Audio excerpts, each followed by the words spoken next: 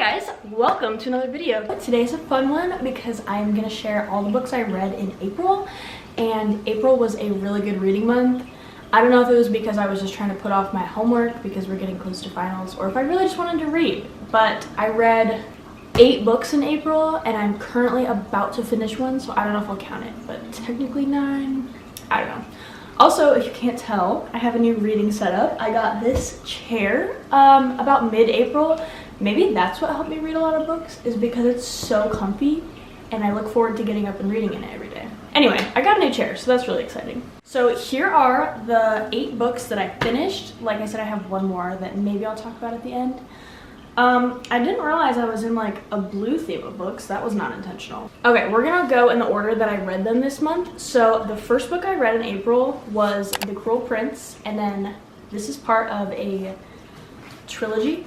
So I did read all 3 of them. And the first one, I can't remember what I rated it. Let me see if I rated that in here. I did rate it. Okay, so I loved this series. Probably one of my favorite fantasy series so far. I loved The Cruel Prince. It was really good. I rated the first one 4 just because it had a lot of like the building the fantasy world, getting to know the characters, and like obviously you need that for a fantasy series. But once you got into the second and third books, chef's kiss. This was really good. It's about Carden and Jude. It's not technically a romance. It's more of like a fantasy with politics and stuff. So if you're looking for a romance fantasy, this isn't really it. And I think a lot of people think that this is like marketed as a romance, and it's really not. But there is some romance in it that's really good. So this one was a 4-star. I really liked this one. Next was The Wicked King. I think this was the best one in the trilogy. I rated this one a 5 stars. This one is like really when you're in the action. Okay, so the ending of The Cruel Prince leads into this one, and it's like you almost don't see it coming, but you kind of do, and I love that. And then third this month, I read The Queen of Nothing, which is the last book. Actually, I think there's technically a 4th one. It's about Carden's life growing up and like stories from his childhood, I think. So I didn't actually read that one. This one I also rated 5 stars. It was really good. Jude's letters, if you know, you know. You'll have to read the books, you know what I'm talking about. I found out that you can find the letters that Carden wrote to Jude online, which I didn't know. So if you've read these books and you were like, I wonder what the letters said, you can find them. So this one was also really good. So after I finished that series, I was a little bit, not tired of fantasy, but like I was ready for something else. So I picked up Things We Never Got Over by Lucy Score, and oh my gosh, this is a 5-star read, absolutely. It's like small town romance, enemies to lovers, beautiful writing. Lucy Score does a great job of like banter, conversation, building the characters, getting to know what they're thinking in their heads. So basically this one's about Knox and Naomi.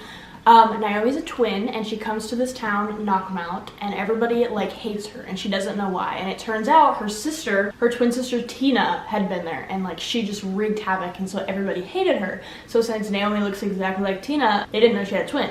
And so it's just really interesting how they like build that, and you get to know all of like people who own the shops, the people who run the restaurants, all these things, and you just kind of feel like you're in that small town. I love this book. It was so good. There's a new one, Things We Hide from the Light, which I do have, but I haven't read it yet, just because this is kind of a bigger book. It was more than 500 pages. We'll get to that one eventually, but this was really good. Definitely would recommend this book. Then I read The Way I Used to Be, because I read If He Had Been With Me in March, and that book literally had me sobbing. It was so good, so sad. I can't wait for the sequel, which comes out in October.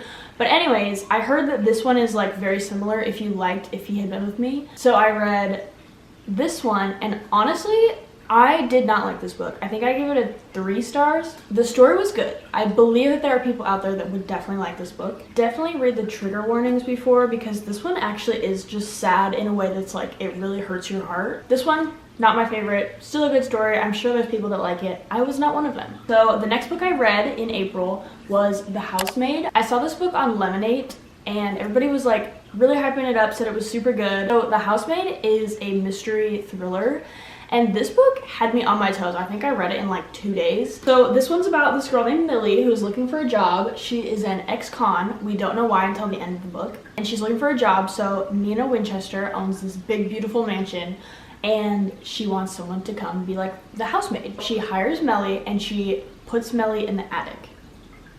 This tiny room with like a cot and a bookshelf, and Melly's like, that's weird. You guys are super rich, but you put your maid in like this tiny gross room. This book is so interesting. It had me on my toes. I read it so fast. I'm not gonna say anything else about it. I rated this one 4 stars, super good. The ending, I just always feel like thrillers really build up super awesome, and then the ending is just like bam, and then it's over. And I don't know, maybe that's just like a problem with me and that's how they should be, but I felt like I wanted more from the ending. Like I wanted to know more about what happens, and it was over. I think there's a sequel to this one, so maybe I'll read that. Maybe it's got more of what I want. I don't know. Next, I read Misery by Stephen King, and this one was really like stepping out of my comfort zone. I've never read a Stephen King book before, and I definitely was one of the people that thought he only wrote like scary horror books, but this one's technically a mystery thriller. I rated this one 3 stars because again, I liked the story, I liked the characters. Oh, that's one other thing. He does a really nice job writing this book because it's like one setting the whole time and only 2 characters. And I stayed mostly interested, so he did a good job with that. But I wasn't like spending every second of my free time like, I want to pick up the book, I want to read, I want to keep knowing what's happening, because it was just kind of slow. And for the story of the book, it being slow makes sense, but I don't know, I just wish it was a little bit more fast-paced. And then again, with the mystery thriller endings, they just end so quickly. I'm like, okay, I need more. Like, give me more of what happens now. It's just like, boom, it's over. What happens in these people's lives for the rest of them? Like, I don't know. This one was really interesting. It's a little bit graphic, so if you're looking to read this one, just know that. There's some crazy stuff in there that I'm like, whoa, that was crazy. Obviously. Anyway, this one was a 3 out of 5 stars. I might pick up some more Stephen King books. I don't know. If you have any good recommendations of his work, let me know. Then the last book that I finished in April, I just finished this like 2 days ago, is It Happened One Summer. I'm not gonna lie, these covers are a little cheesy. I don't like when they have the cartoon people on them. Not a huge fan of that. But this book was really good. It was also the small town romance, enemies to lovers. I think that's my favorite romance trope. I rated this one 5 stars because it wasn't like the super cheesy, like, oh, they end up happily ever after. Like, I knew it was coming from the beginning. It was just different. I don't know, I can't explain it. This one was really good. I don't know if I would say Things We Never Got Over or this one is better. They were both really good in their own separate ways. This one's about a fisherman, which was interesting because I don't read a lot about fishing and like stuff like that, so it was interesting to learn about. And then last but not least, I am going to share this one, is the sequel to that book, Hook, Line, and Sinker. Funny story, I picked up this one first and almost started it, and then my friend told me, wait, no, that's the sequel, you have to read the other one first. So I'm glad you said that. I'm almost done with this one. I think I could finish it tonight, maybe. This one though kind of feels like, you know how It Ends With Us came out and everybody loved it, it was super hyped up, everybody's like, oh my gosh, book talk, Colleen Hoover read this book. Everybody's read it, now there's gonna be a movie. Then Colleen wrote the sequel, It Starts With Us, and it was a good book, but it was definitely not necessary. Like, it just felt like a money grab and not very necessary. Funny that I don't like that when I'm saying like, I want to know what else happens in the character's life, and then there is one that is about that and I'm like, I hated it. This one kind of feels like that. It's about the sister of the main character in this one. So this one's about Piper and this one's about her sister Hannah, and it just feels like it wasn't necessary. I don't know. I'm sorry, it cut me off. Anyway, what I was saying is I'm really enjoying this one, but I don't think it's going to be a 5 stars. I think it's going to be more like a 3 or 4, just because it wasn't like, you just didn't need it. I wasn't super interested in these 2 side characters when I was reading It Happened One Summer. So finding out that this book was about them, I was kind of like, like I don't know if I really want to read it, but still a good read, quick one, probably going to be a 3 or 4 star.